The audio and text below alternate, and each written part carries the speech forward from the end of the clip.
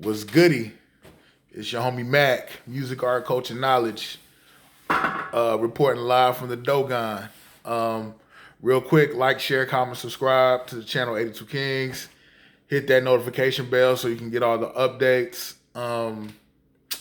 Yeah, real quick, I had a conversation, uh, with the sister, a black woman earlier this week, and essentially the gist of the conversation was black men hold black women to a European standard of beauty. And I told her, like, I believe that to be true. I've met a lot of brothers who feel like only a certain type of black is beautiful. I've met brothers who felt like, well, I really wanted to deal with a white girl, but the closest thing I could get to it was a light skinned sister.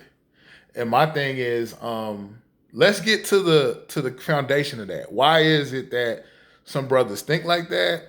Why is it that the quintessential beauty is of the Caucasoid phenotype? There are three phenotypes. Phenotype speaks to the facial the pretty much the facial makeup of a person.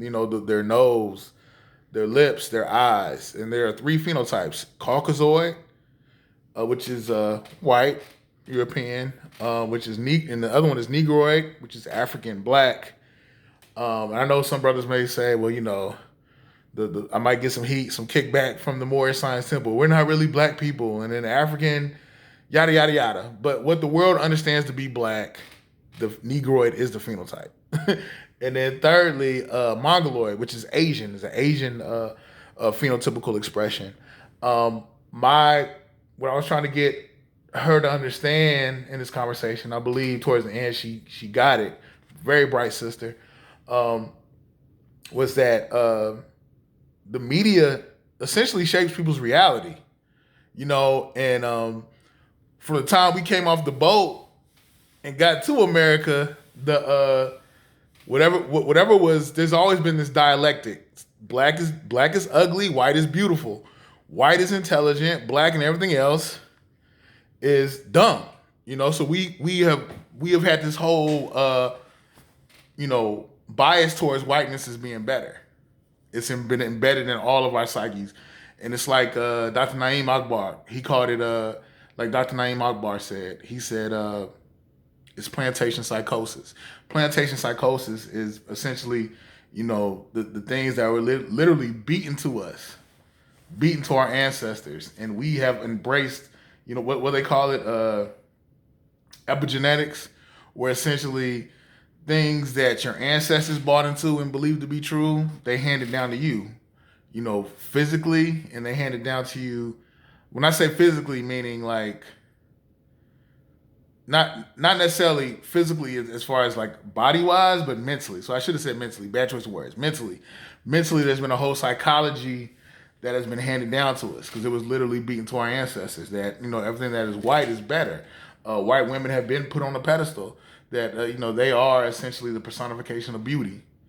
And this isn't even just a black man thing. There are men of other races who have also bought into this indoctrination. And again, I'd contend a lot of our sisters have bought to that indoctrination. I'm not sure who follows who. I don't know if it's a thing where black women see how black men respond to things and they want to become that, or if it's a thing where black men respond to what black women are doing and they think that's what's up and they gravitate towards that. Maybe there's a little bit of both. I don't know. But yeah, my contention is that black people in general have a suicidal love affair with European standards. And it has impeded a lot of our own growth and development. It's impeded how we look at one another, how we value one another, or lack of value that we've had towards one another. I think we have essentially, the scope of whiteness has been foisted upon us, and we think, that's the paramount. That paramount. That's the highest of the high. And I've met sisters who feel like, if I don't have this weave in my hair that's of a European texture, I'm not going to be considered beautiful. He's not, nobody's gonna want me. My brother's not gonna want me. Black men aren't gonna want me. And then it's a thing where I can't just be black. I got to be mixed. I got to be exotic. So I got to have a little white in me, a little Spanish, a little whatever. And I guess my thing is, if you really look throughout history, in Austria, there was a discovery made. I can't give you the time frame. I want to say, I don't even want to lie. I can't give you the time frame, but Google the Venus of Willendorf. There was some archaeologists that discovered a statuette of the Venus of Willendorf. The Venus of Willendorf essentially has the phenotypical expression of a black woman. The texture of her hair. The Venus of Willendorf was a statuette, again, statuette that had the phenotypical expression of a black woman. Again, the texture of her hair. She had a very pronounced vulva, wide hips. What we would consider, like almost like a Sarah Bartman black body type, kind of like the archetypal image of what phenotypically the physical expression of a lot of black women is comprised of. We would say essentially the Venus of Willendorf was a black woman, and the statuette of the Venus of Willendorf was actually deified. It was worshipped as a god, And then let's look even further. I mean, she was a standard of beauty. And let's dig even deeper. You look at beyond that, the oldest human remains found were found in Hador, Hador, Ethiopia, and that's where we found the remains of Lucy, the oldest woman. And I guess what I'm saying is, black women throughout history have been looked at as the genesis of style and grace and beauty, and even now, black women essentially determine the flow of culture. Unfortunately, a lot of black women don't necessarily, from a corporate standpoint, own that culture, but we create that culture. Our black women create this culture, and it's hijacked. So again, essentially what I'm getting at is black women are the genesis of beauty, of grace, and of style. Let me say that again. Black women are the genesis of beauty, grace, and style. I have no qualms with that. I embrace that. I love that because they're my reflection. So if my reflection is beautiful, I know I'm amazing. I know I'm beautiful. So my thing is this, black men and black women, we have to acknowledge our trauma.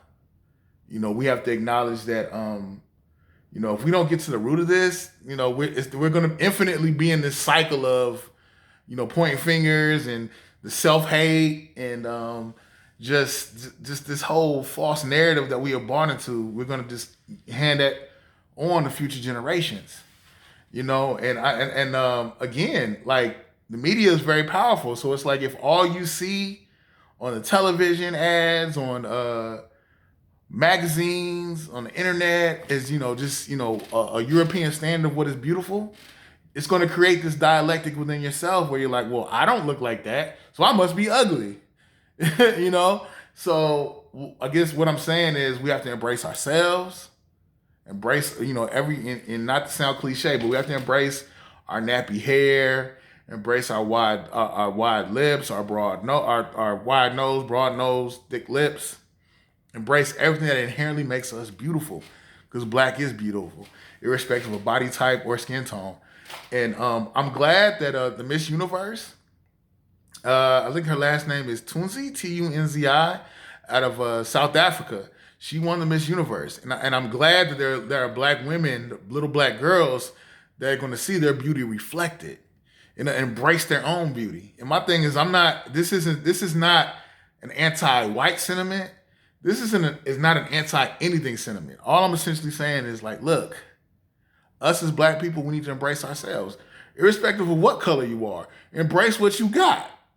Period. White, black, green, yellow, embrace what you have. I'm just trying to address the self-hate that has spawned from the indoctrination that black people have had, specifically black women. Black is beautiful. I mean, it's 2019 and we still got, black people bleaching their skin. But, I could go on for days about this. I hope you walk away with the understanding that, this is not anti-anybody. It's not.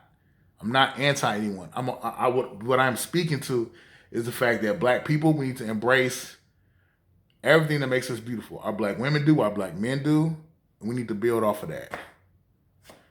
Peace and love. Be blessed. Oh, one more thing.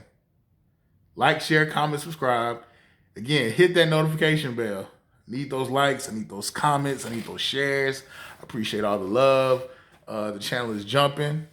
Facebook channel, MACK TV. Instagram, MACK TV _82. And let me finish it out the right way. Be blessed.